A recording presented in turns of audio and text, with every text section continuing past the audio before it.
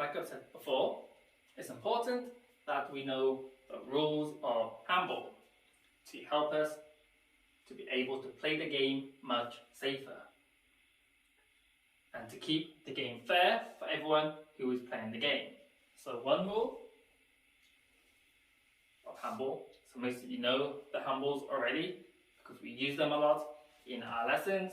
So they're normally red, they're about this size, and they're built like a football, so they can be quite hard. So one rule of handball is knowing how to dribble the ball. So when we play handball, it's important that you remember that you can only use one hand to bounce the ball. So you can switch from hand to hand if you want, but only one hand must touch the ball at all times. Do not use two hands to bounce the ball, because if you use two hands to bounce the ball, this will be a foul. So then the other team will get the ball. So this would be double dribble. So just like in games like basketball, they have the same rule. So always use one hand when bouncing the ball. Another rule in handball that you need to remember is that if you run with the ball and then you stop, hold the ball in two hands, you cannot then run again with the ball. Once you hold it in two hands, you have to throw the ball to a teammate. So once you hold it, you have to throw. You cannot run again. If you run again whilst you have it in two hands, then it will be a foul. So then the other team will get the ball. So always be careful when you hold the ball. So another rule of handball is that you need to remember that the ball can touch anywhere from your knee up to your head. So anywhere above the knee, the ball can touch.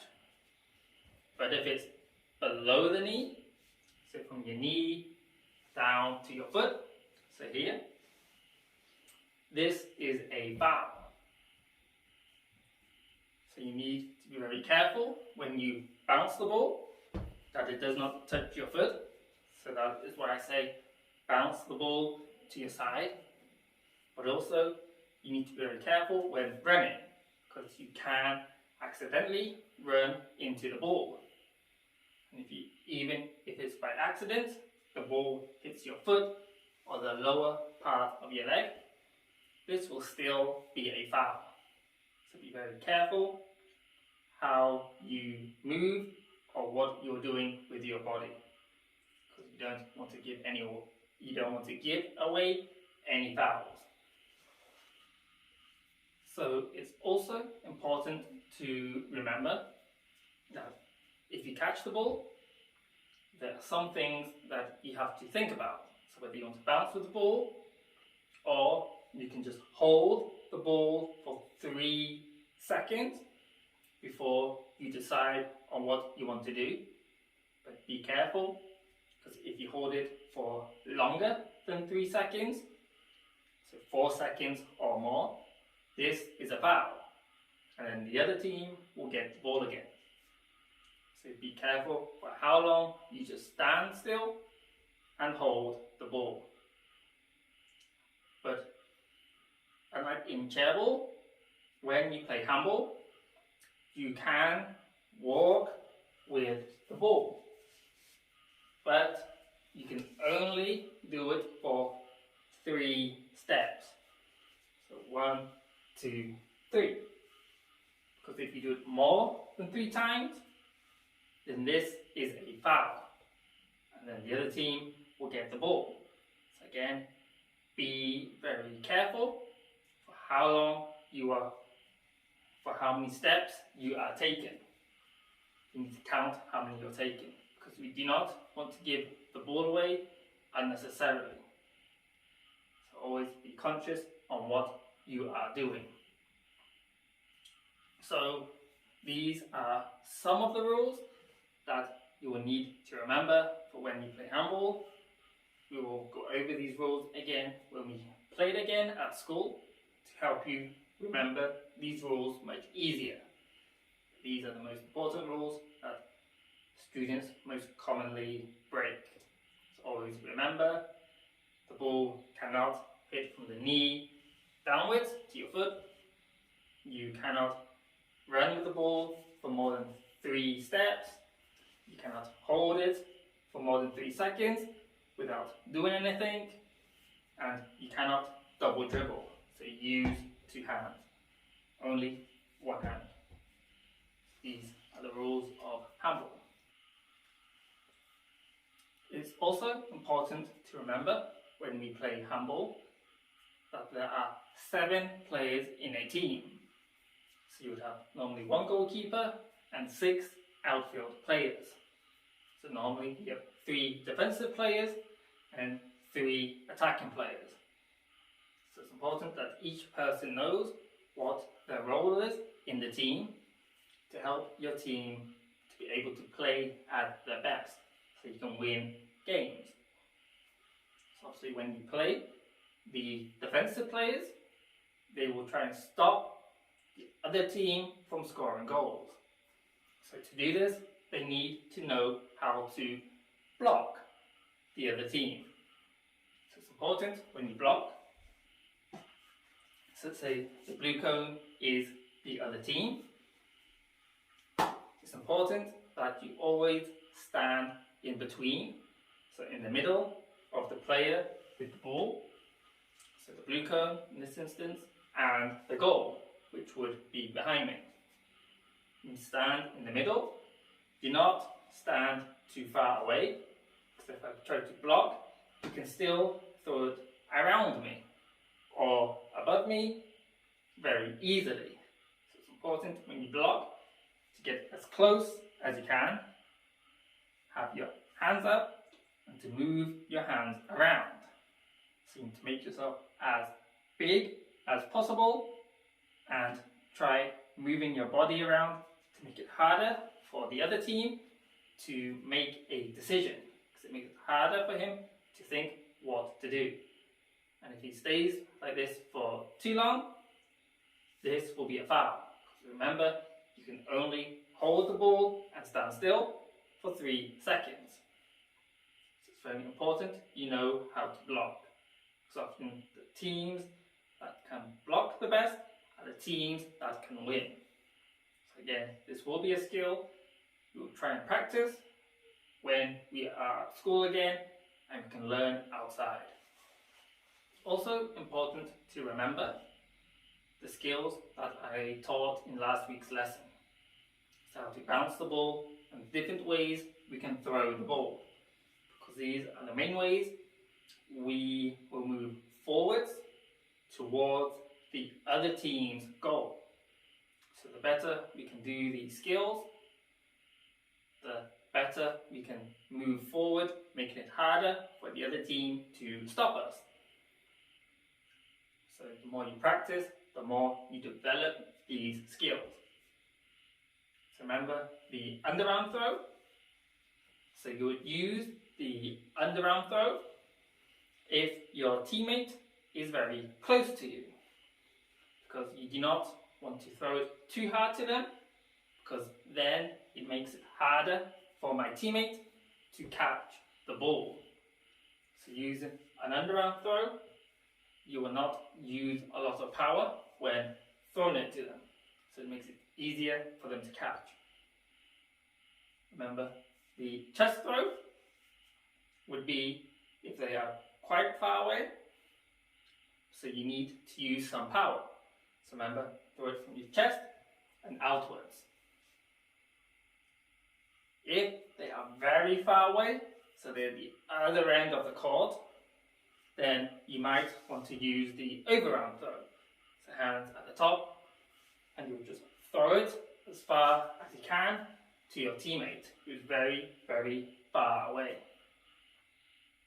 Or if there's a specific person you are trying to reach, you can use the one-handed one.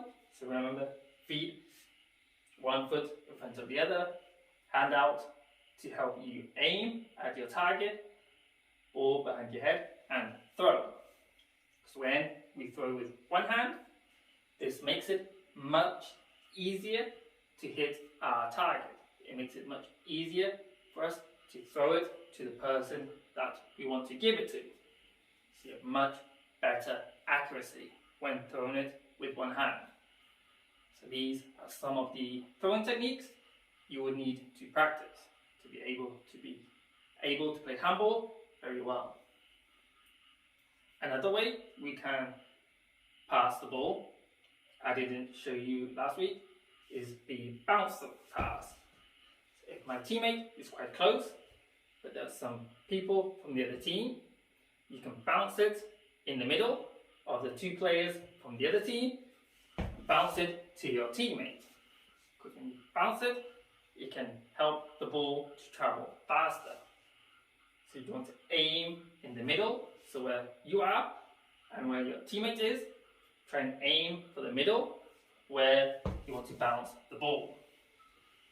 So this is another skill we will practice at school. These throwing techniques and how to do a bounce pass to your team.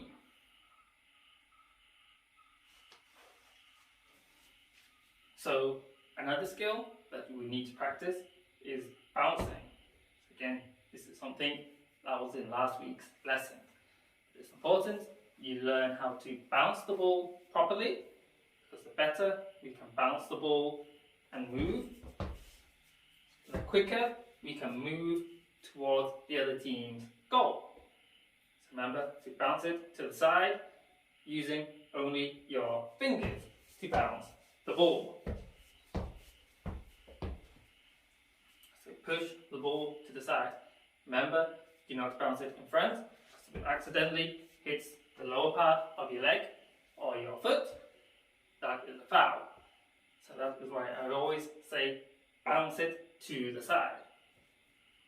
So if you're at home and you have a ball, you just practice walking and bouncing the ball. Because the more comfortable you feel in bouncing the ball, the easier this skill will be for you. And then you'll be able to start to run with it, and the faster you can move whilst bouncing the ball, the harder it is for the other team to stop you. And then if you feel very comfortable in just running and bouncing the ball, you can then start to do some zigzags. Because when you do some zigzags, you'll get better agility. So the more agile you become when running, so zigzagging, the easier it will be for you to move in and out of the other team. So just practice, first just bouncing the ball at home, and then start walking with it, and then you can go on to running with the ball, and then you can have some equipment to put them on the ground to do some zigzags. So it's important we learn how to bounce the ball. The last set of skills we'll need to learn is how to throw the ball and shoot at the goal. So if you remember, one way we can do this is a standing throw. So with a standing throw, it's very similar to your one hand throw. So then put your feet apart, so one foot is in front of the other. Put your other hand out to help you aim and balance. Then the other hand behind your head, and you'll lift yourself up and throw the ball. So we want to put our feet one foot in front of the other. This also helps us to move our body. Because if you stand straight, it's much harder and you will get less power. So put your feet apart, hand out, this hand behind your head. Use only one hand. Do not use two hands because your accuracy may not be very good and you will get less power when throwing the ball. So arm out, put the ball behind your head. You need to lift yourself up and then throw the ball downwards. You want to throw it as hard as you can. So get as much power as you can make, because this will make it harder for the other team's goalkeeper to stop the ball. So that is one way we can throw the ball.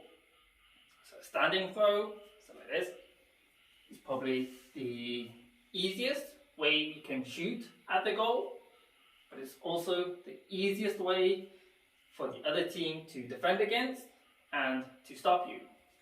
Because when you do a standing throw, you are not moving, so it's easier for them to block, but also you will not create a lot of power when throwing the ball. So to be able to create more power when throwing the ball, you want to be running with it and jump as you throw. So this is one way we will practice at school. So remember, you need to bounce the ball as you get to your weaker foot. So one foot is in front of the other. You will then jump and then throw the ball downwards. So these are some of the important skills you need to learn to be able to play handball. So we will do these again at school. So it's much easier for me to show you when we're at school, and you'll also learn these skills much quicker when you can practice doing these skills for yourself. So when you are at home, try and practice doing some of these skills. So if you have any brothers or sisters, practice doing an underarm throw to them, practice doing the chest throw to them, get them to stand very, very far away, using two hands to throw it behind your head, or to use one hand, but also just practice bouncing the ball. So you're going from side to side, or to walk with it, or to zigzag. Because the more you practice, the better and quicker you will develop these skills. So not only will these skills help you in games like handball, but they'll help you in other games that you play as well. And also, if you have the opportunity at home, try practicing doing some of those shooting techniques. So practice doing the standing throw, so one foot in front of the other, ball behind your head, throwing it. Remember to move your body, move your arm across to get more power. But also try practicing the throwing technique of jumping. So one foot to the other, jump up, and as you come down, throw the ball downwards. Because the lower you throw the ball, it will be harder for the other goalkeeper to stop the ball. So if you have some time, practice these skills, but we will do these skills at school again because it's much easier to practice when you have other people to help you do these skills. Today's PE lesson about handball. So please, if you do have some free time and you are able to practice doing these skills, please practice them. But if not, don't worry, because we will do them at school when we can play again outside. So remember to do some exercise every day. So whether it is for 30 minutes or to 1 hour to help your body stay healthy, fit and strong. Because I know a lot of you get very bored because you just sit in front of the computer watching these online lessons. So please try and do some exercise. Also remember, before you do any exercise, remember to do your dynamic warm-ups before and your static cool downs afterwards to help you recover. So that will be it for today's lesson. So thank you everyone for watching. So everyone, bye bye.